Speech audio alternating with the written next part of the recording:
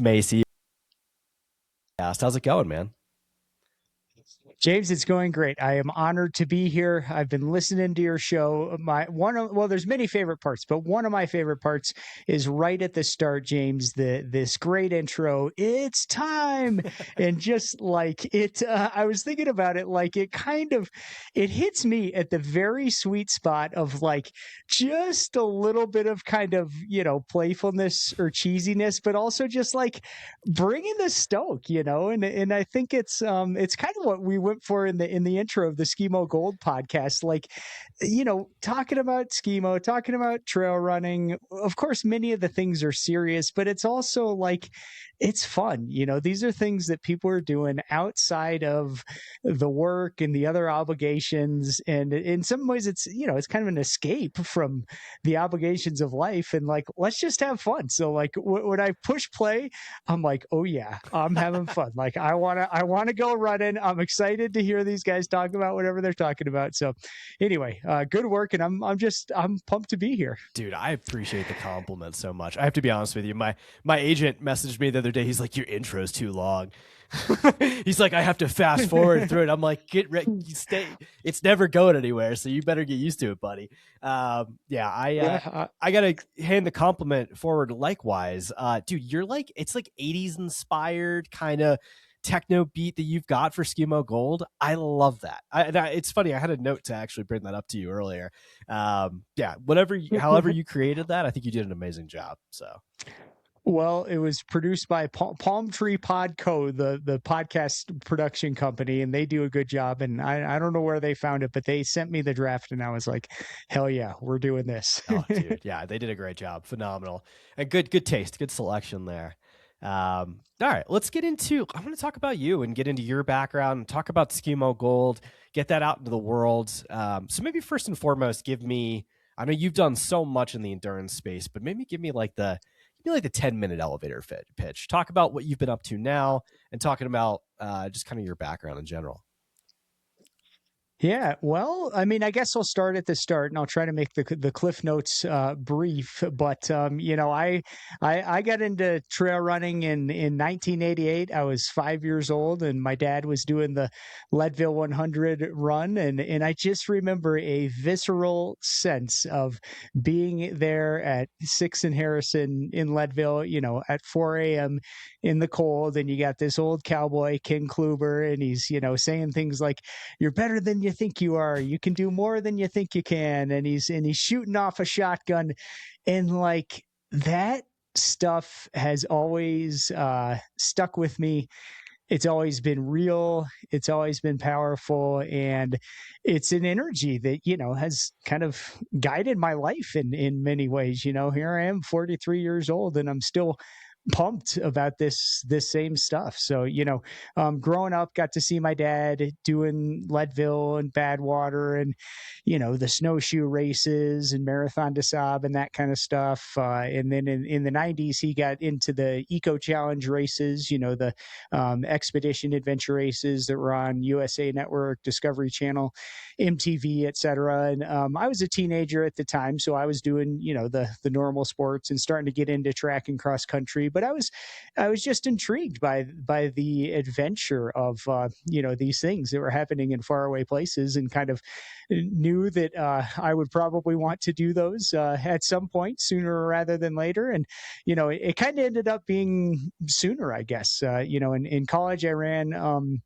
ran with the Buffaloes, as it were, for a couple of years there at CU. And I was kind of, I was trying to survive. I was with Dathan Ritzenhein and the Torres brothers, and, some of these, incredible future Olympians and record holders. And, I was literally just trying to survive, running way too much, not taking care of myself, didn't know anything about energy, nutrition or recovery or anything else. And I think I made a good choice that 2 years of that was enough for me. Then I switched to the CU tri team my junior year and had fun with that. And then my senior year kind of got into the longer stuff, starting to do these long adventure races domestically and internationally, beginning to explore some ultra running as well. And then that brought us to, I finished college in 2005, and sort of for the next 10 or 12 years, in addition to being a high school teacher for a number of years, I was also competing, at a very high level, with sponsorships and travel budget and some monthly stipends and all that kind of stuff, and got to go all around the world, do some big races and adventure racing, ultra running, trail running, vertical Ks, a lot of mountain bike racing. And, it was, and I guess, to some extent still is a great part of my life. About 10 years ago, I shifted away from high school teaching and into coaching as my primary job. I'm coaching adult endurance athletes in running, that's ultra and trail running, but also in multi-sport in terms of adventure racing and schemo, and many athletes who just do a number of individual sports throughout the year.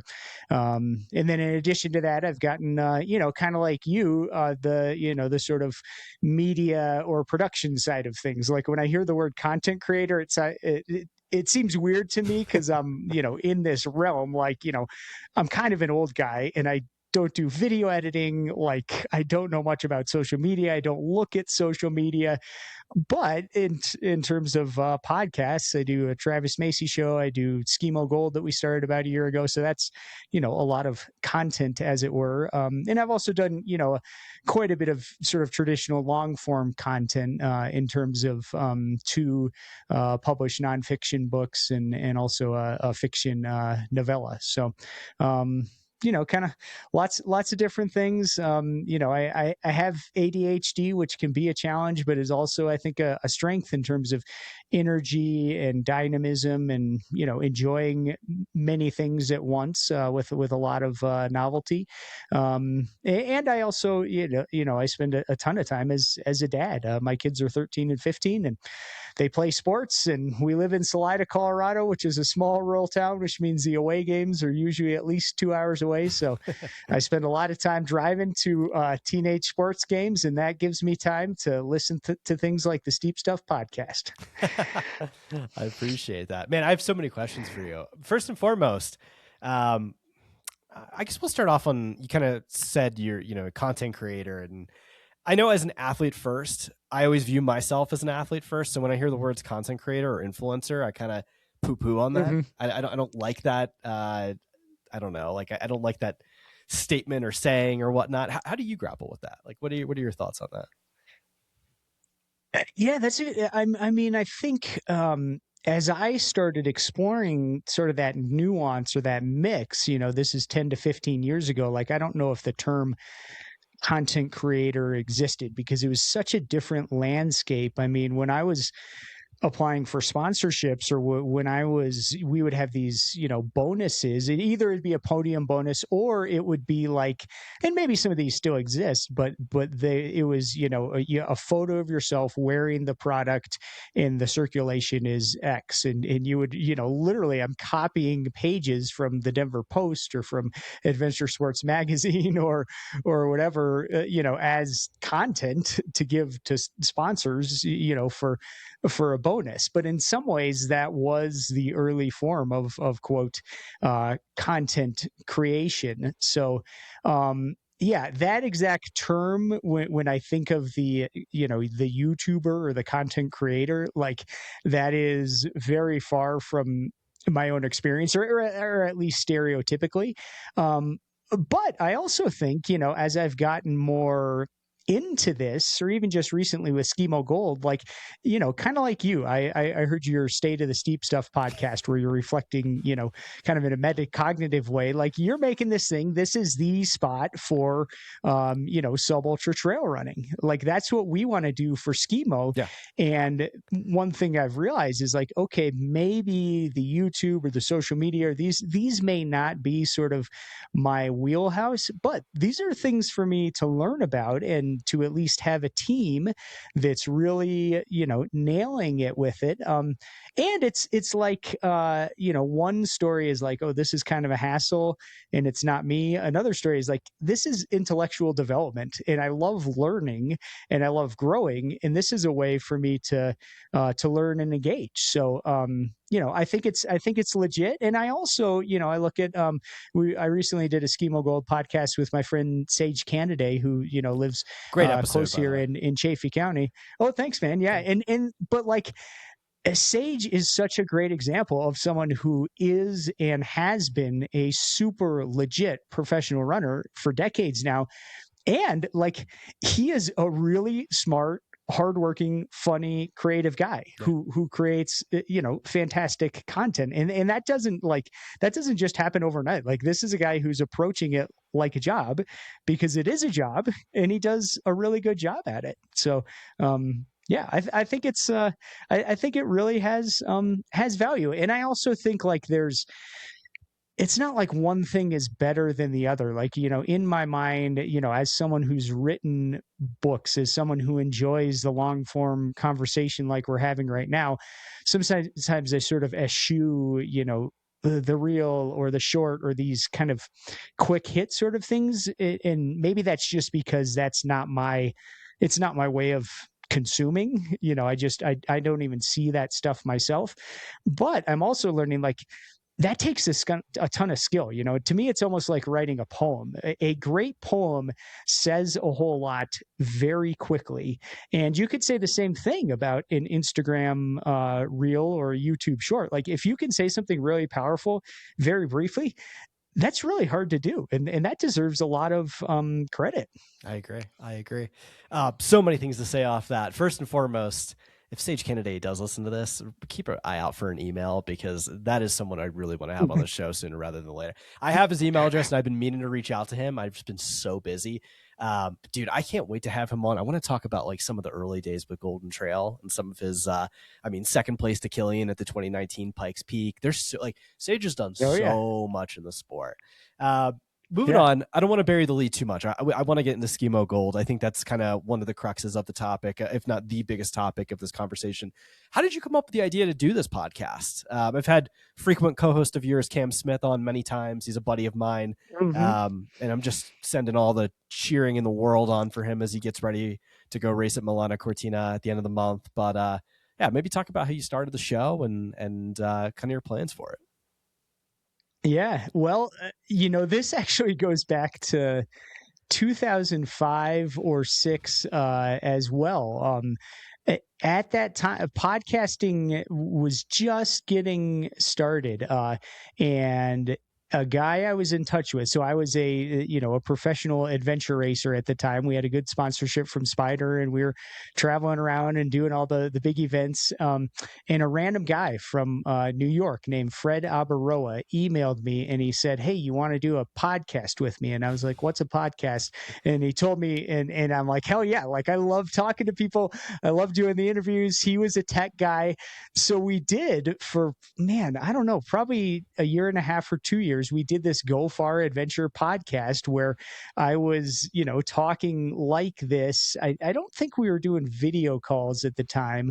I can't remember exactly what we were using. I was doing some in person with this little MP3 recorder thing, but we put it out it was adventure racing specific. And it, as most podcasts do, it petered out. And, I went my way. I got a full-time teaching job. Like, the bandwidth just wasn't there, but it sparked this interest. Like, I love talking to people. I love especially talking with people about stuff that they're excited about, because I like sharing that energy with the world and I like taking in that energy for my own life. So it was kind of on the back burner. And then finally, as per most people, COVID rolls around and I'm like, I'm going to start another podcast. So I did. That was 2021. And it was the Travis Macy Show, Adventure, Mindset, and Life. And we're still going with that. We're kind of on break this winter because we're doing so much with Skimo Gold. But I've done, over 200 episodes with that, and learned as you, I'm sure you have, James, you've done so many episodes, you've done it so frequently. I'm sure you've learned a lot, like what works, what doesn't work, what's your style, how do you prepare, how do you produce, all those kind of things. So, about, I don't know, what, just about a year ago now, I had those skills, but I also, like, I was ready to change it up. And one thing I wanted, honestly, was more team, especially those of us who are self-employed, we work from home. I love team sports. I think that life is a team sport, and I wanted more team in terms of this podcasting thing. So, I thought, how can I do that? And, like, what's something I'm interested in, and what's also something, you've probably heard this advice in podcasting and maybe content creation in general. There's so many generalists, and there's so many people doing that so well. I think of Rich Roll, for example, Yeah. is a podcast I listen to a lot. It's pretty hard to be the next Rich Roll now, because there are so many people creating just lots of good stuff. But if you go very narrow with something, niche, such as ski mountaineering, there's basically one other skimo podcast out there. They do a great job. They aren't quite as, consistent or frequent as I would like to be. And I thought, hey, I'm gonna go for this. And it's, again, it's very, it's unique. There's some components that are, like, pretty geeky and nerdy, and just like you can with trail running, you can get way into the weeds about weird little stuff. And like, I love that. And I also love talking with people from around the world. So anyway, that was Skimo Gold about a year ago. Like, hey man, instead of ready, aim, fire, more of, fire, aim, ready, or something like that. But we've had it going. And then you mentioned, of course, the one and only Cam Smith, not only one of course, the best athletes in the country and in the world, as we will see in the Olympics, and we've seen on the trails many times, but Cam is just an incredible person. And I was like, okay, episode 1, that is Cam Smith. So I called Cam, we did the episode, and then I don't know if it was the next day or what, but he's like, hey man, you want someone to host a lot of these with you? And I'm like, hell yeah, Cam, I want you on as many of these as you want to. So Cam's done as many as he can. Obviously his schedule is a little busy this winter with things called getting ready for the Olympics. But it's been super fun to do those with Cam. I talked about the production team at Palm Tree Pod, and then I have Katie Friend, who is an announcer based in Switzerland, who's been in person and on the live stream doing Skimo forever, and that's been super fun to collaborate with her for these race analysis episodes, where we're kind of, and you've done many of these with your pre and post race coverage, it's like, okay, we're the SportsCenter of Skimo. Like, let's get into the nuts and bolts and what happened, and, following those stories. And Katie's fantastic for that. It's just so necessary. So I'll give you a funny backstory. This is like over a year ago. I was talking to Davide Giardini, who's a buddy of mine, and he's internal marketing at La Sportiva. And he had said something to me along the lines that, like, yo, someone needs to do a Skimo podcast. And I had thought about it for a really long time, to the point where it's funny, the day I think you guys announced it, or somewhere in that time frame, I was going to text Cam and be like, someone needs to do this. Like, you need to do this. So I find it, like, it was such a need that you covered in the sport, especially not just with trying to bring the sport to the North American audience, and teach them and educate them about multiple sides of the sport, not just the Olympic disciplines, but, different aspects of it, like the vertical, so many important parts. But I don't know. I'm just riffing off that idea, but, like, I'm just happy that you brought this to the audience, and that people can actually learn about the sport. Cause that's the thing, like, in ultra running, there's a million podcasts it's so densely populated, but there's no one doing short trail and having that conversation. And you can draw a very similar parallel to the North American audience for ski mountaineering. There's really not a lot of podcasts out there that are having these conversations, not just with the athletes, but trying to educate them on what is going on in the sport, who the players are, who the stars are, and kind of what it means, especially for a year like this. Yeah, that's exactly what we're going for. Yeah, shout out to Davide. He was maybe episode 2 or 3 or something. He was someone I wanted on there as well, and we had a lot of fun. And I'm glad that you mentioned that star building, James, because that's another thing you touched in the on your state of the steep stuff. Whatever that was a few weeks ago. Because I'm glad that you introduced that idea. I think it's important to tell those stories and also bringing notoriety to athletes, in a authentic way, but also with some mystique and excitement. It's important for the sports. It's great for those athletes. And it's also great as I think about that, 5-year-old Travis there standing at the Leadville 100, like, part of what made that exciting is I had seen, it wasn't Leadville 100, but I had seen Mark Allen versus Dave Scott, on TV in the Ironman, and I had seen Greg LeMond Greg riding LeMond. in the Tour de France, and like seeing those athletes that like made it. I still have chills like thinking about LeMond winning the Tour on the time trial on the final day. Like those are the stories that I want to bring to kids who see Cam Smith or Anna Gibson, who you've talked about on your podcast, or Emily Harrop of France, like the gold medal favorite, or her teammate Thibaut Anselme. Like that's a big question. Like, can France win all 3 Olympic golds? They may have a shot. They have 2 athletes who are both the best. They might walk away with all 3 Olympic golds. Stories like that are pretty cool. It's crazy. It's absolutely crazy. Yeah. On the topic of star building, it's yeah. I don't know. Like, I grew up. I played football in high school. I grew up a fan of wrestling, mixed martial, a lot of like non-sports even related to running, and like I played soccer as my primary sport. And yes, that's where I built an endurance base. But it's you can borrow ideas from different sports. Like I think soccer is a great one where they did it. They do an amazing job at star building. Yes, these guys are making Mm. millions of dollars, and there's tons of money flowing through that sport with sponsorship and things like that. But there's a lot of ideas that you can borrow from from adjacent sports to bring into our sport. And I think one of the things that ultra running traditionally has done an amazing job at in the last decade, especially in North America, because we are so long trail focused, is how do we build stars on the short trail side? We have athletes like Joseph Gray in our sport, and half the Yeah. people have never even heard of Joseph. And there's a good argument that you can make that he's probably one of the greatest. He was voted by WRMA, nobody even knows this, but voted by WRMA the greatest mountain runner of all time. And it's like, how do we Yeah.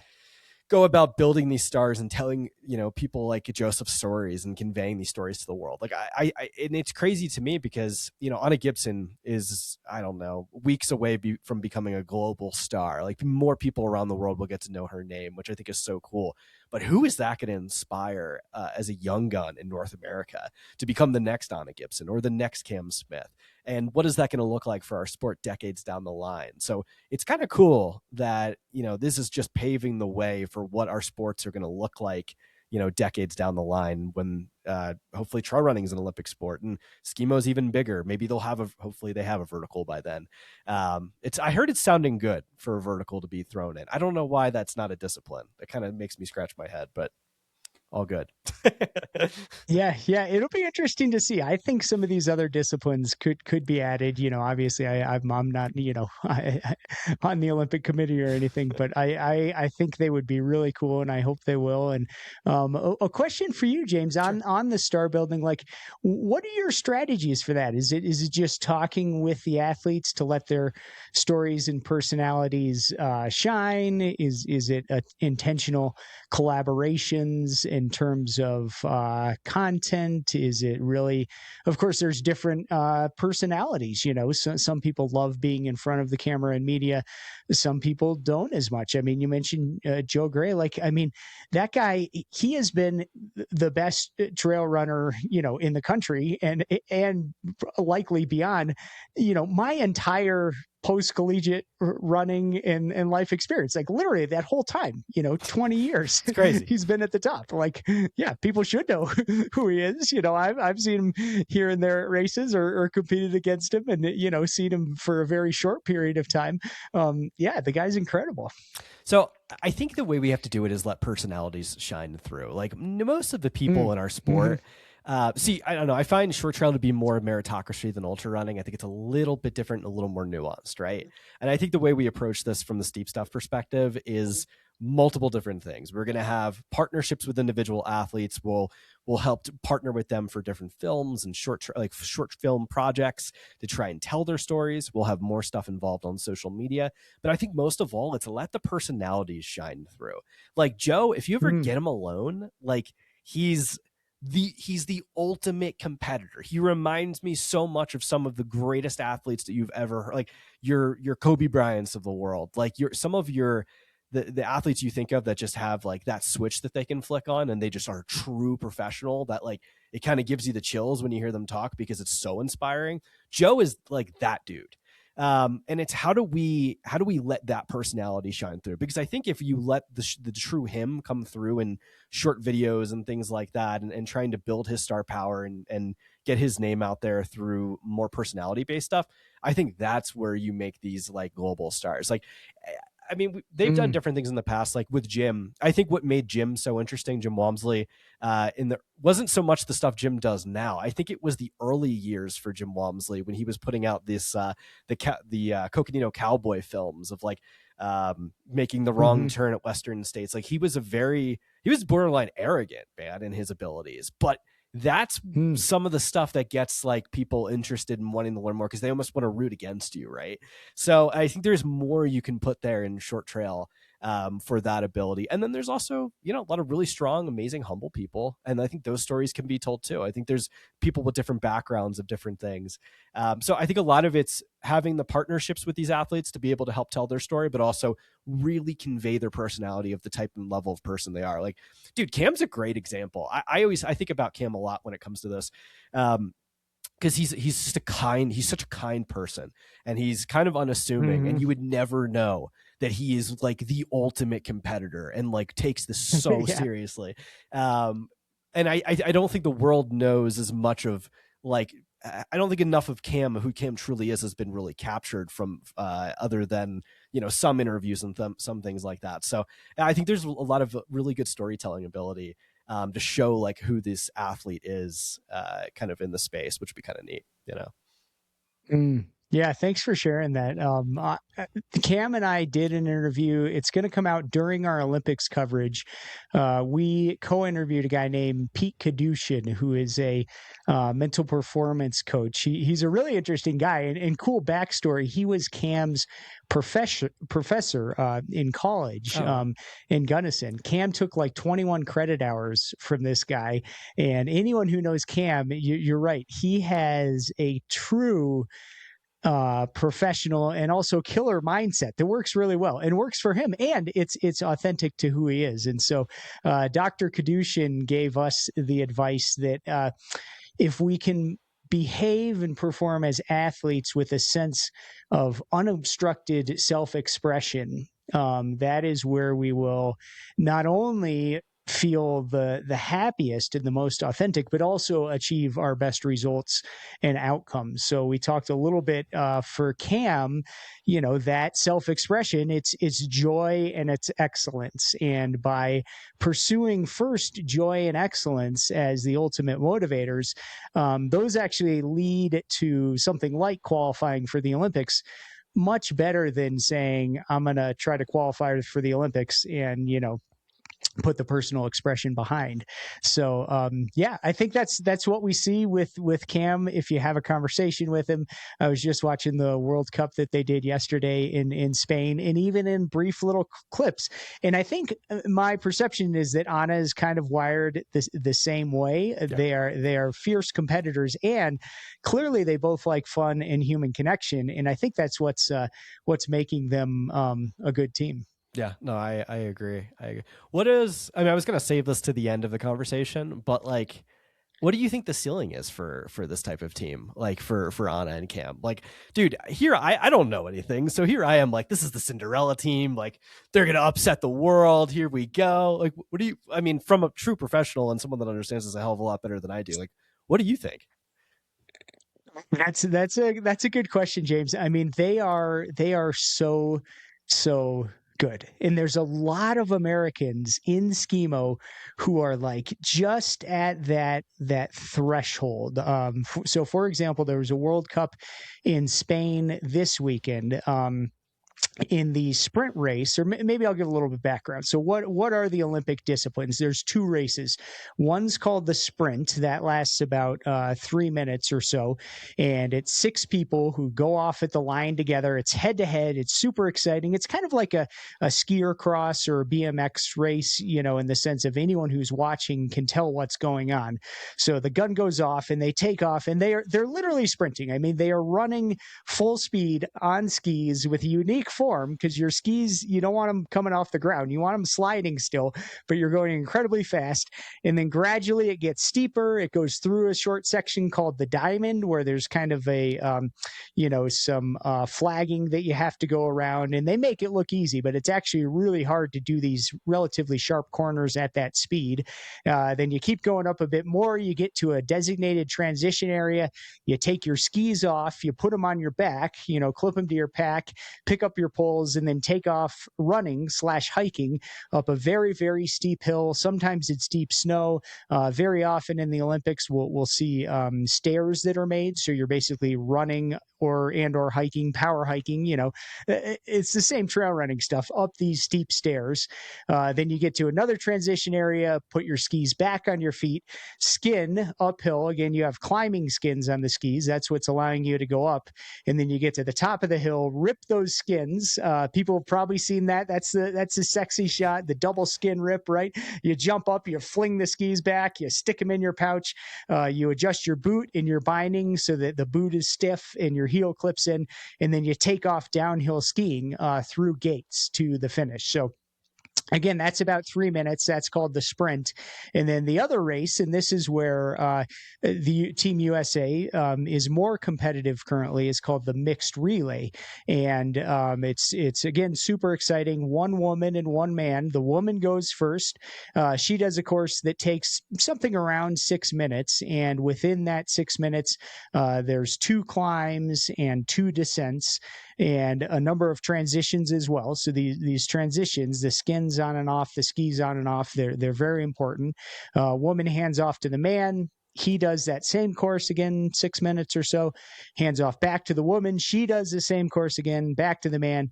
He does the same one again. So each athlete is doing, 2 by 6 minutes or so. So the sprint, from a running standpoint, that's imagine run your 800 meter on the track, and then at the end of it, ski downhill full speed and do this transition where, anyone who's run an 800, at the end, you can't think straight. You got blood in your mouth, like you can't breathe. And in that state, you have to do these transitions and then ski downhill full speed on these 65 underfoot matchstick skis.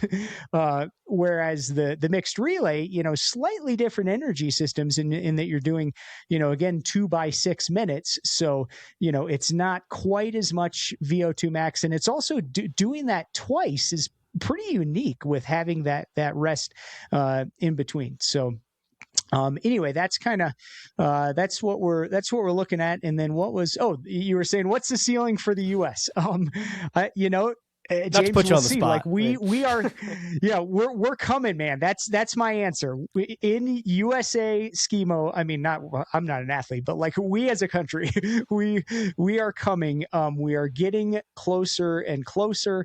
In the World Cups, Americans in the sprint are more often qualifying for the heats. So at a World Cup in the sprint, let's say there's like this last one, 60 men were competing. So the first round, all 60 men do a time trial, and then the top 30 go on to the heats, and then a portion of those go to the semis and then the finals. So in order to win a World Cup, you've actually done that 4 times. You've done a 3-minute all-out effort 4 times. And if you're the very best person, you can probably make it through the qualifying in the heats and maybe even the semis, kind of holding back a little bit. Almost everyone else has to just go all out just to try to make it, out of the qualifiers. So more and more Americans are making it into the heats. We do have, let's see, about 12 years ago, an American woman, Nina Silic. We did an interview with her on Skimo Gold, and she won some World Cups in the sprint, and also got a medal at the World Championships. So she kind of she's hit that level again. This is 12 years ago. She was living in Europe at the time. Kind of had a bit of an inside track. Of course, worked really hard. Was an incredible athlete. So she's shown that it can be done.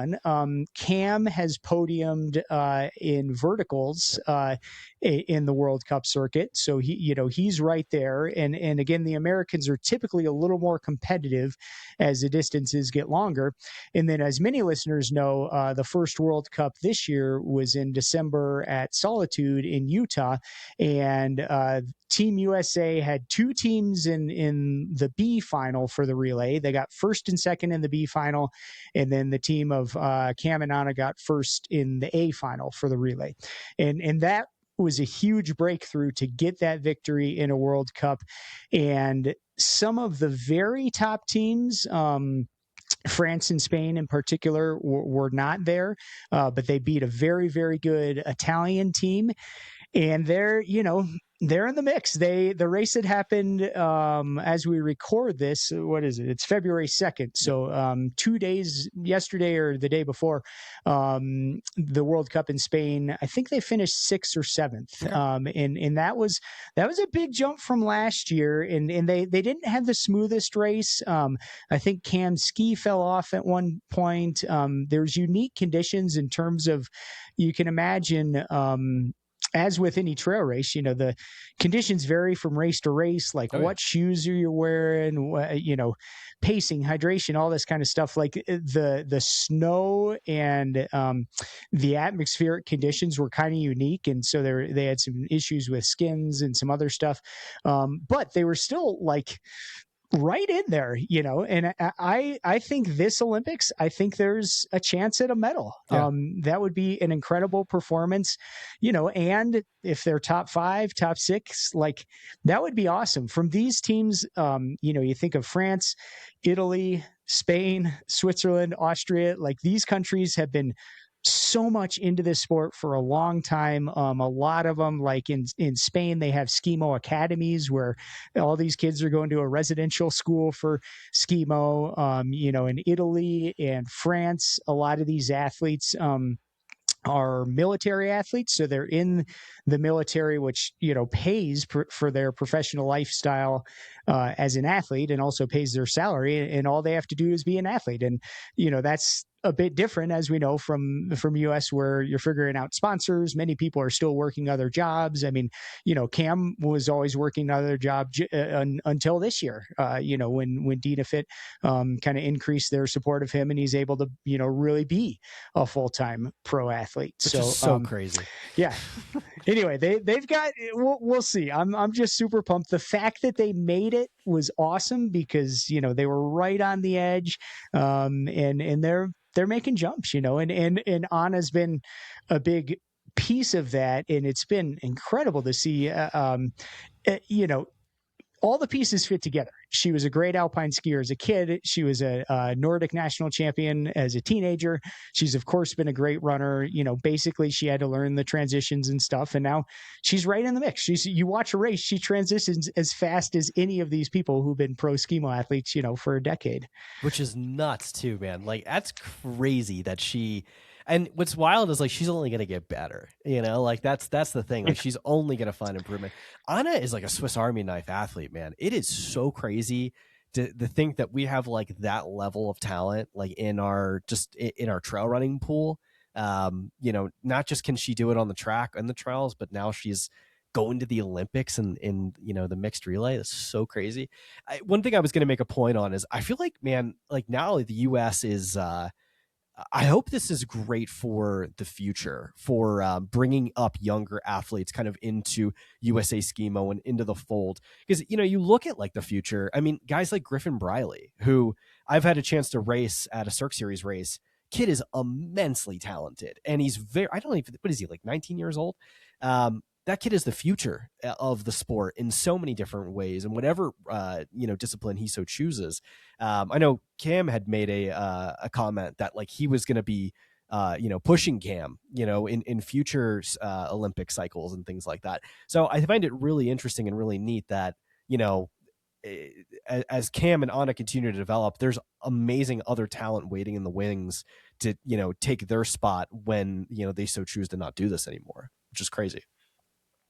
Oh yeah, totally. I think you're right on, and the future is now in terms of young talent coming up in Skimo. We see that there's a number of youth programs. Probably the lead is the Silver Fork Skimo program in the Salt Lake area. I mean, they've got dozens and dozens of kids who come to almost all the Skimo races throughout the West. They do international trips. We've got teams in Summit County and Bend, Oregon, and Durango, and it's there already, and it's super exciting. I did a vertical skimo at Wolf Creek earlier this year, and there were, in my estimation, let's say 100 people on the starting line, and I bet at least 60 of them appeared to be college age or younger. And that was led by Griffin. He won the race. It took me 25 minutes, and it took Griffin 20. And I'm still pretty good going uphill, but take Griffin's time and add 25%. That just shows how good he is. And I was racing back and forth with a young woman named McCall, who's on the U.S. national team. She's an 18-year-old high school student, and we're racing back and forth. And I'm just thinking, wow, this is awesome that an 18-year-old is just taking it to me here. So yeah, they're coming, and there is we're all hearing those names, Cam and Anna, because they're the ones who qualified for the Olympics. But it really has been a team effort with many athletes over the years accruing these World Cup points to get to the point where, two athletes had the chance to go. It really has been a team effort. And it also, Cam kind of reflected on before they qualified, there were conversations around in order to really get funding from sort of the national U.S. Olympic governing bodies, you need to show that you can put athletes in the Olympics. But then there's kind of the catch-22. How do we get someone into the Olympics before we, have that funding? And now that they've made the Olympics, I think there will be a lot more support in things like, you talk about Colorado Springs, access to the Olympic Training Center, where young athletes can go and do off-season work and just all of this other stuff. I absolutely think it can grow. And I think if we look at, I'm really into mountain biking, look at the, starting with the Colorado High School Mountain Bike League, and then that became NICA, and just, it's become this national thing, and the best American men and women cyclists on the mountain bike and on road and on gravel have now come out of the high school league. I think that we can see, not that there's, skimo is probably never going to be a high school sport, but it can grow even at that age. Yeah. I have a kind of a semi-related, not so related question for you. That's more coaching related, with your coaching hat. And I've not debated this, but I've had this conversation with Cam. I've had this conversation with a lot of people, but I've never geared it toward skimo before. Do you think in order to be I find it interesting because Cam is a little bit of an anomaly where he lives very high in Crested Butte. And what I always think and come back to is the power generation that you need to have, because a lot of times they're racing those skimo races at lower altitudes, and being able to generate that level of power and get, I guess, X amount of load in as well. Because it's obviously much harder to get that training load in at higher altitudes versus lower altitude where you can recover faster. Do you think it's more optimal to get really good at these races and get really good at the sport living in Europe? Or can you do it? I mean, Cam has really shown, and so has Anna, coming out of Jackson, that you can do it in North America in some locations. What's your take on that? Yeah, that's a great question, James. I mean, I would say in some ways both. Living and training at a high altitude, Crested Butte is 9,000 feet. Here I am at Salida at 7,000, and we got this step down. You're in the Springs at 5 to 6,000 feet. In some ways they're all good for different things. I mean, honestly, I would say if your goal is to compete in especially a sprint or mixed relay race, these very short races where power and raw speed are really important, it'd probably be better to live, if there was a bunch of snow and a ski hill, to live in the Springs at 5,000 feet and train there because you can just go faster. You can put out more power. So I think what we're seeing from an athlete like Cam is, well, most of the year you're in Crested Butte and you're, living and breathing and being very good at high altitude. But especially for a short, fast race, you just can't get that super high end. And I think this is true running or cycling as well. You need to do some training at a lower altitude. And that's, you look at pro cycling teams when they go, train on the volcano, they're sleeping at the top of the volcano, but most days they're riding to the bottom, and at a much lower elevation is where they're doing shorter, punchy stuff, and then coming back up high for sleeping. And the vice versa can work, but I'm a big fan of training low to get the speed and power. And I would say, yes, if your goal is to race, especially many races throughout the year at a high level in Europe, probably you need to spend most of the season there. And that's what we see with the top Skimo athletes. We see that with, the top cyclocross athletes or cyclists, who are doing a European calendar. Pretty much they're living there. And the back and forth, the time zones, that's hard on the body too. So you got to choose a bit. And there is, come hang out in Colorado, train high, live high. That can be helpful, especially again, as you get into longer things, maybe the Pierre Armenta, for example, that's in March. That's the long distance world championship this year. And we have, I think, 4 really good American teams going. These are teams of 2, and then 2 or 3 really good American women's teams, that it'd be tough for any of them to win, but they could be in that mix. And that's something where an athlete like John Gaston, who's, living and training in the Aspen area, because that race it's still super high end, but it's just longer. It's more endurance based.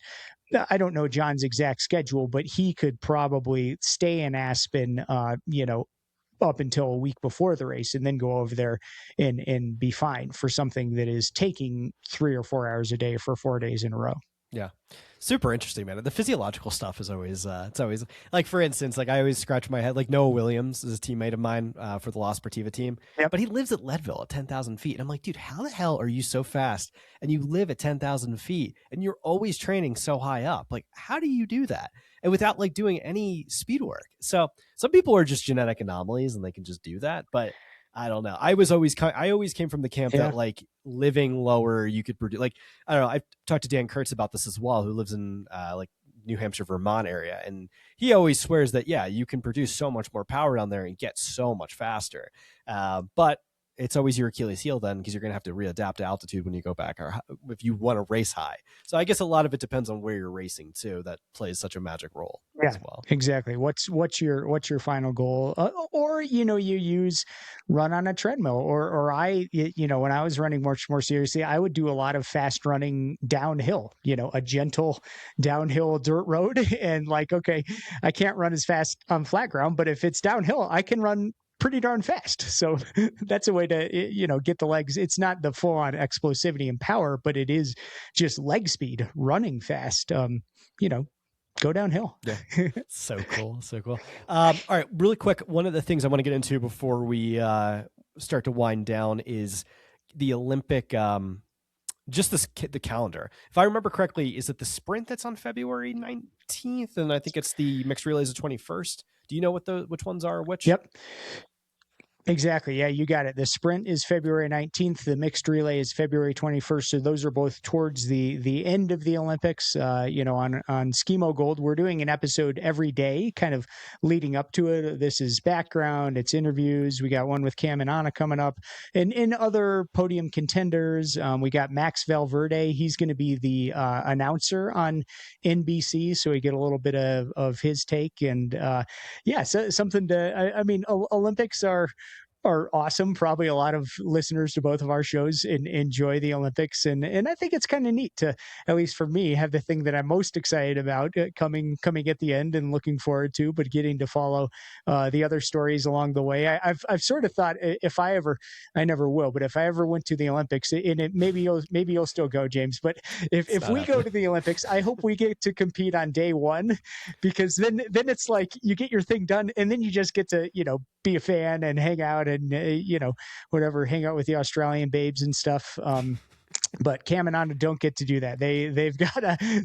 They'll probably do opening ceremonies. And then I think a lot of the Skimo athletes, I was actually talking to one guy, Belgian skier who lives in Switzerland. He's going to go home, he's doing opening ceremonies, and then he's just going to be back at his house for the next 10 days or so until coming, back before the race. It'll be more like a normal World Cup for him in that way. That might be, I don't know. I get conflicted on it because it's like you want to control. I don't know. The athlete in me is like, how do we control as many variables as possible? Like everything from the diet to your sleep.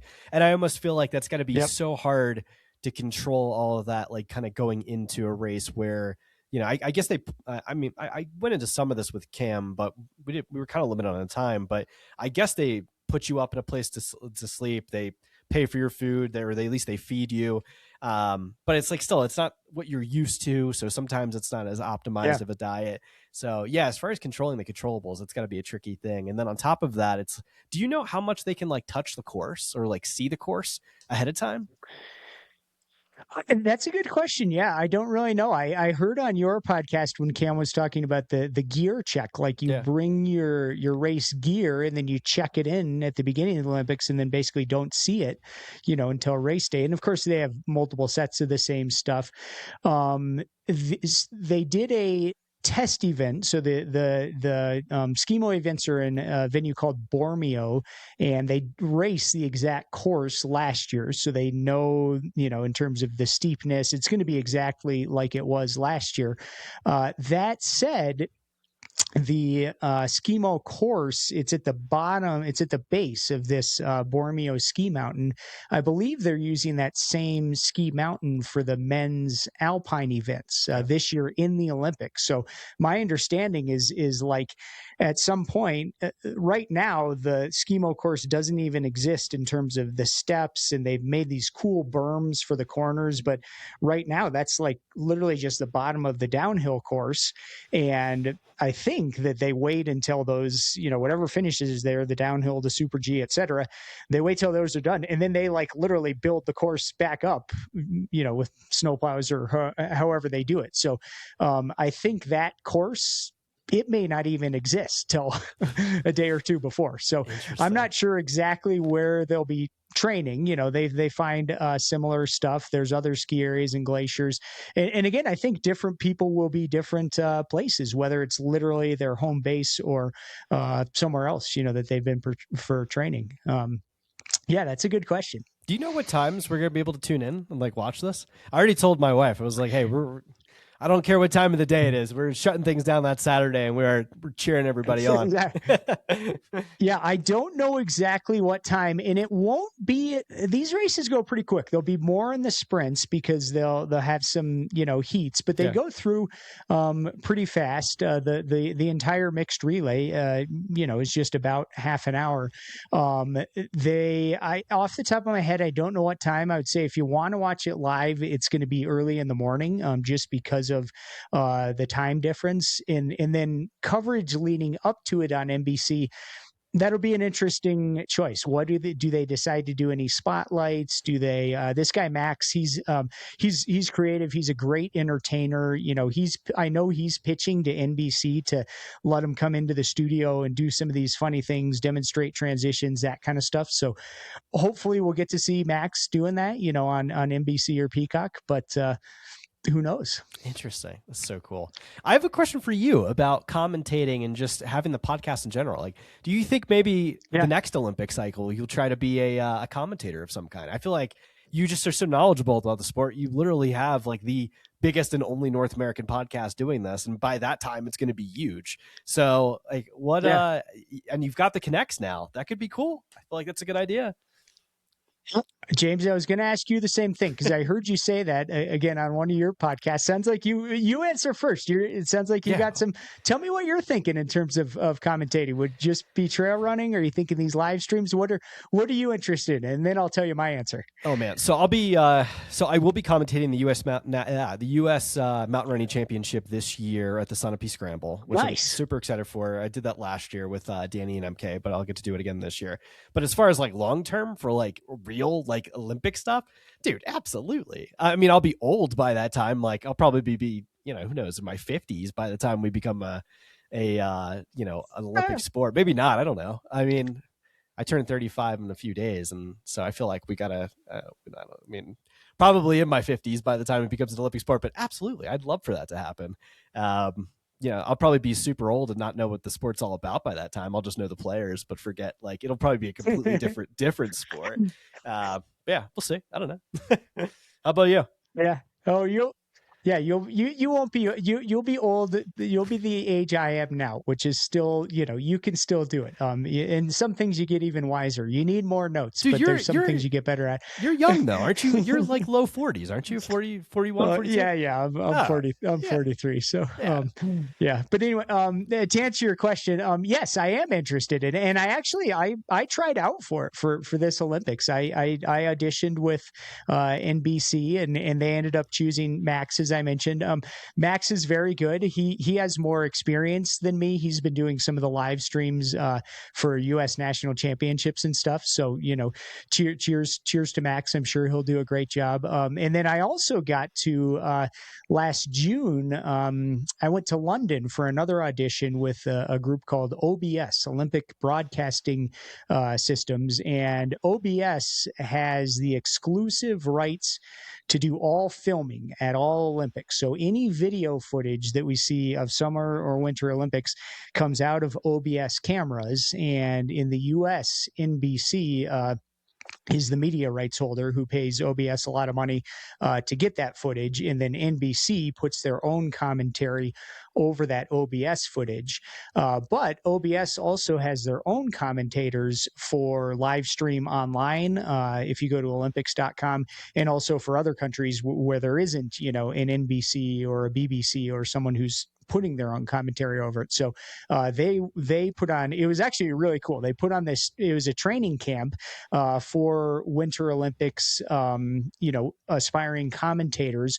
Most of the people at the camp were former Winter Olympians and or World Cup athletes. Out of all the athletes there, I was sort of the the least competitive of, it's all these Olympians. And then I was there with Nikki La Rochelle here from Colorado, who's a great mountain runner, and she's of course been on the Skimo World Cup. I was just kind of the guy who like has done some Skimo races, and somehow I talked my way in and I got to go to this training camp, and it was awesome. And they gave us a lot of great instruction on the preparation, on the delivery, on the we went into, it was like a movie, James. You go in and you got all these TV screens and like the Giro was going on, the Giro d'Italia. So there's all these screens with cycling, and you can see who's commentating. And then they have all these recording booths where, each one has multiple panels and it's got all the mics and just the full setup. So we did a few days of training, and then we did an actual audition where, I'm in there as the analyst. So two people, you got the lead commentator who's, the man or woman who's been doing it forever. And, hello and welcome to Bormio, blah, blah, blah. And they introduce it, and they're, Travis, tell us what Skimo is. And, and then I tell them what Skimo is, and we go through the races and stuff. and that was a ton of fun. And I got some good feedback and really enjoyed it. I didn't end up getting that job either. Nikki got that. Nikki from Colorado, Yeah. so she'll be doing some OBS commentary again. Nikki's awesome, and cheers to Nikki. Definitely looking forward to her coverage online.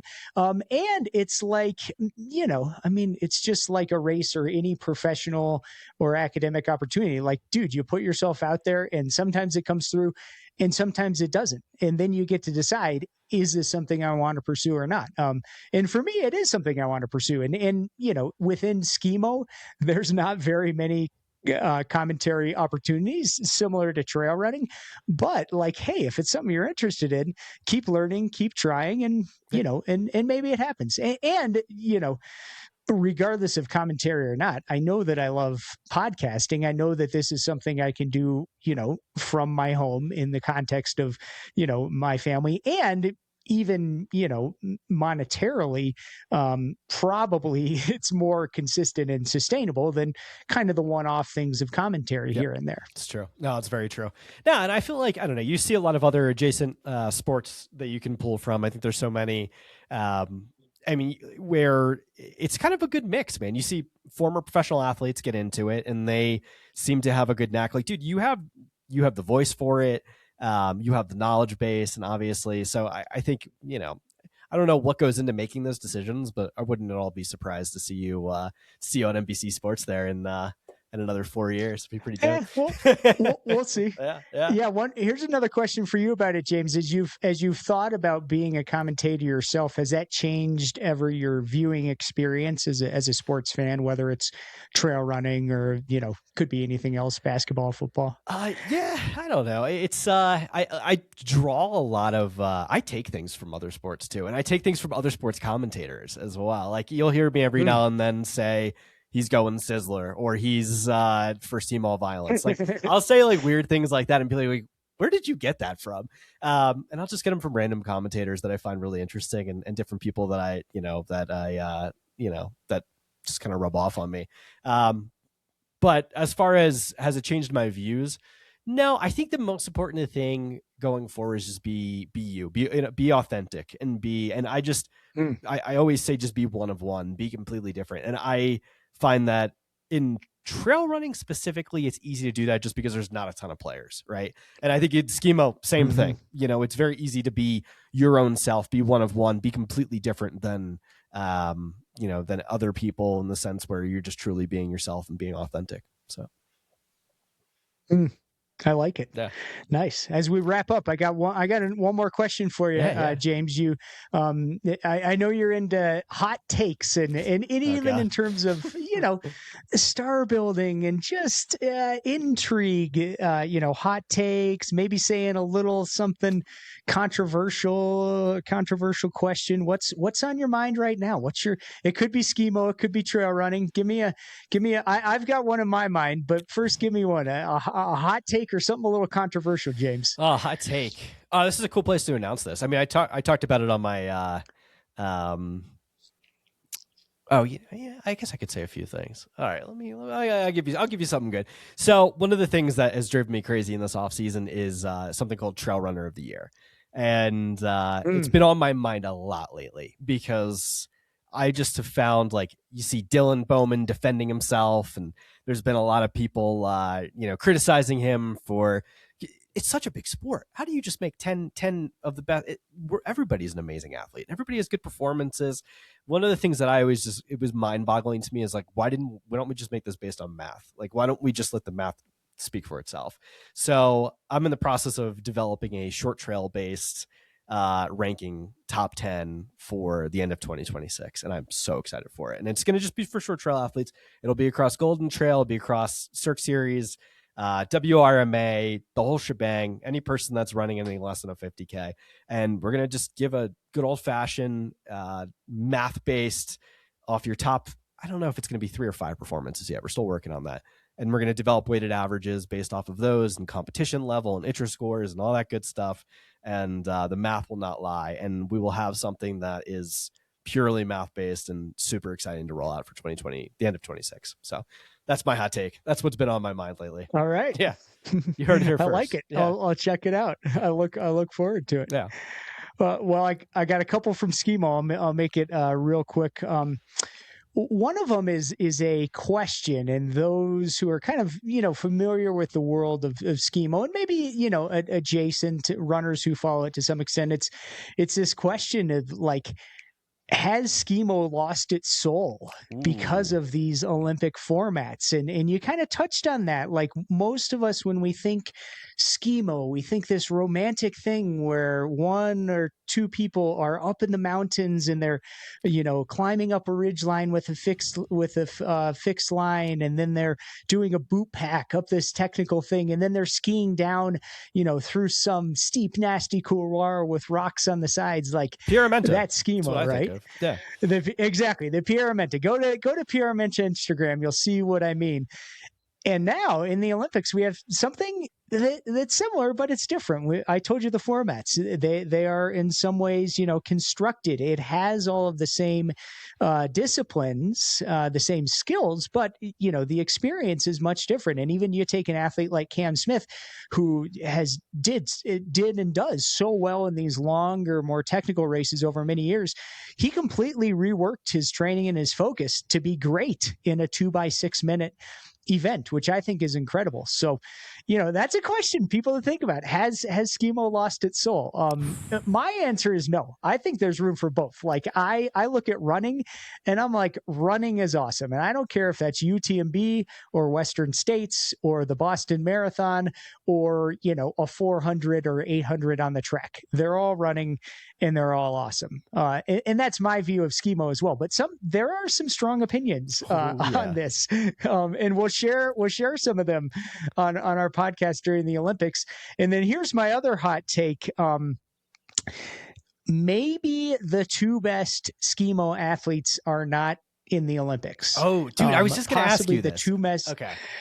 Yeah, and this speaks to that format when you look at the vertical and the individual. On the men's side, we have Remy Bonnet from Switzerland, who, at the moment, this guy is like the Tadej Pogacar of Skimo. And, he rarely, if ever, is beaten. His last vertical, he was quite sick. And you see his interview at the end, he says, I just wanted to do what I needed to win. And he can barely talk, but he still wins by 9 seconds. And usually he wins by a minute or a minute and a half, over the course of 20 to 25 minutes.